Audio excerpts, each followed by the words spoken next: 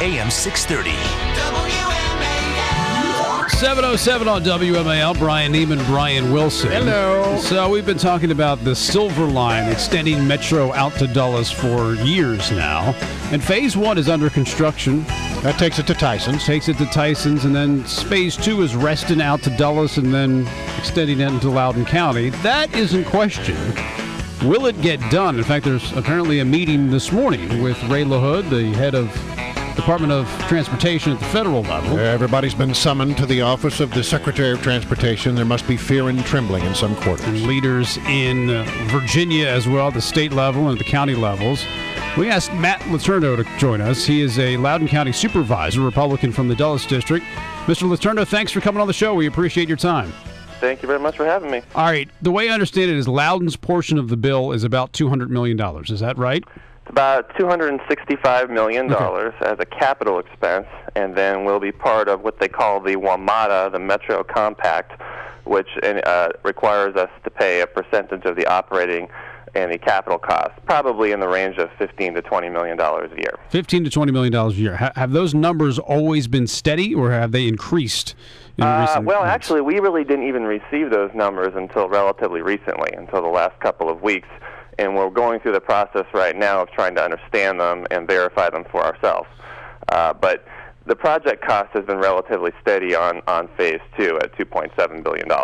Okay, so what's the holdup? Is it not worth the investment for Loudoun County? Is that what the debate is here? Or is this something to do with labor unions and possibility of the construction being done by groups that have given some incentives to pro-union project labor companies? Well, there's really two separate issues. There's a funding issue, and then there's the labor issue, as you touched on.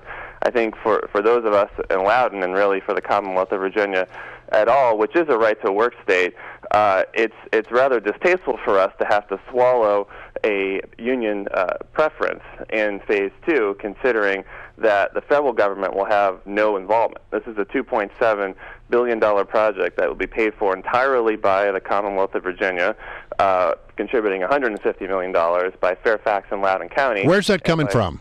The money, well... No. Where is the push to bring union labor? Where's that coming from? It's coming from the Metropolitan Washington Airports Authority. And this has been a point of contention now for quite a few months that we in Loudoun, as well as the Commonwealth of Virginia, have made clear is an absolute deal breaker. The interesting thing is that Phase 1 of this project does not contain these union preferences. 97% of Virginia contracting firms are non-union. So when you put a union preference into the bidding process, you ensure that Virginia contractors essentially won't be able to even bid on the project. So this is being used as a massive jobs project for D.C., Maryland, and out-of-state labor. And unfortunately, one of the MWA board members sits as a senior executive at Luana, the Laborers International. So you really have to question why the push for union labor on Phase 2. All right, so there's going to be a big meeting today at the Department of Transportation. Ray LaHood, member of the Obama administration, trying to find out if there's a way through this. Is he going to put the screws? Because, let's face it, the Obama administration is pro-labor. Well, yeah, and in fact, the Obama administration has an executive order requiring PLAs on federal projects. But I also think that Secretary LaHood understands the challenges that we in Virginia faced on this issue. It was helpful to have his involvement earlier on in the project when our chairman, Scott York, was able to negotiate a change in the Dulles Airport Station, which reduced the cost of the project considerably. So I am somewhat hopeful that perhaps the involvement of the Secretary of Transportation will help bring some sense into this project. So you're saying Phase 1 did not have that incentive for pro-union groups? There was a voluntary PLA after the bidding process that the contractors worked out with all of its laborers. And we have no problem with that. I have nothing against union labor whatsoever. What I have a problem with is when you put a preference into the bidding process requiring companies to have that agreement when they come in. Do you think there is room to negotiate there? I mean, can it be taken out? And if it is taken out, would that clear the way for Loudoun County supervisors to approve this $265 million project? Well, first of all, there absolutely is room to negotiate since it didn't exist on Phase 1. This is just something that the Airports Authority Board of Directors has decided that they want to push for Phase 2.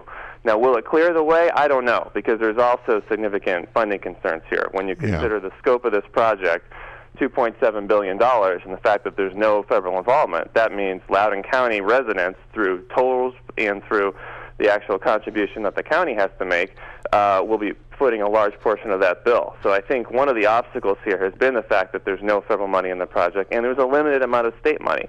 This is really a very large project to absorb for a county like Loudoun, which is growing very, very rapidly and has a lot of needs like schools and other roads and those sort of things. All right, so I mean, it's a cost-benefit analysis that you've got to do there in Loudoun County. How do you think that's going to fall? Well, for me personally, look, I've always been in favor of Metro coming to Loudoun. I know my constituents want it. I think it'd be a great thing for our economic development. So I really want to find a way to make it work. I think right now we're going through the process of actually understanding what those costs are and then seeing what our options are to pay for it. There may be some things we can do so we don't have to hit residents with higher taxes through taxing districts and through certain types of other taxes in order to get this paid for. But ultimately it's going to come down for each supervisor doing that cost-benefit analysis. It takes 5 votes on our board to make a decision on this, and we'll have to see where the votes come out. I know a lot of businesses have moved there or are there and expecting this to come to Loudoun County. I mean, that's one of the reasons why they want to be there. If it doesn't come to fruition, that may tick them off. I mean, it's not exactly great for business not to have it at this point, right? No, it isn't. It isn't. It isn't great for business not to have it. You know, on the other hand, it's not great for anybody if we'd have to raise taxes dramatically to pay for it. So that's kind of the difficulty of this issue right here. But you know, right now in Loudoun, around our 2 stations, there actually isn't much there. It's essentially greenfield, and the beauty of Metro would be that it would really help build that up and help us bring jobs to Loudoun, since that's really what the goal of this new Board of Supervisors is. So that's certainly something that's weighing heavily on me, and that's why I really hope that we can make this work. I'd rather see us try to negotiate this in the front end rather than have to opt out and then get back into the project somehow after that. I mean, I do think if Loudoun were to opt out, it would significantly delay Phase 2, and then perhaps all the parties might be incentivized to come to the table. But let's try to do that first. Let's try to fix this right now.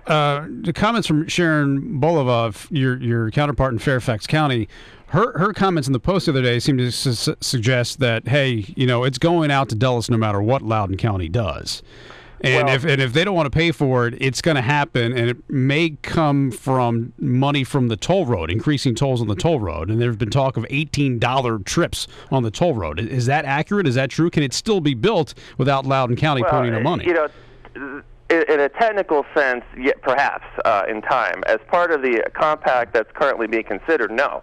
All the parties would have to go to the drawing board, back to the drawing board without Loudoun County, and sit down in a room and figure out how to pay for this. And I would certainly point out that it won't be easy for Fairfax to absorb the extra money that Loudoun would have picked up in this, and it won't be easy for the Airports Authority, because again, you have not only the capital expense, but there's an annual operating cost associated with the airport station, which is probably in the $5 to $7 million a year range. And so nobody has that sort of cash just lying around.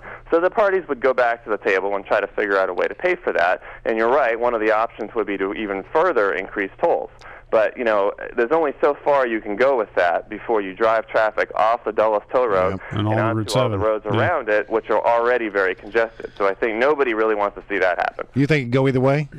I think it could go either way, yes. All right, thanks a lot. 7:15 on 105.9 FM and AM 630 WMAL. That was Matt Letourneau, Republican from the Dulles District, one of the Board of Supervisors in Loudoun County, with an important vote that's going to take place in the next couple of weeks or months, and there's a big meeting today at the Department of Transportation on it as well. Yeah, okay.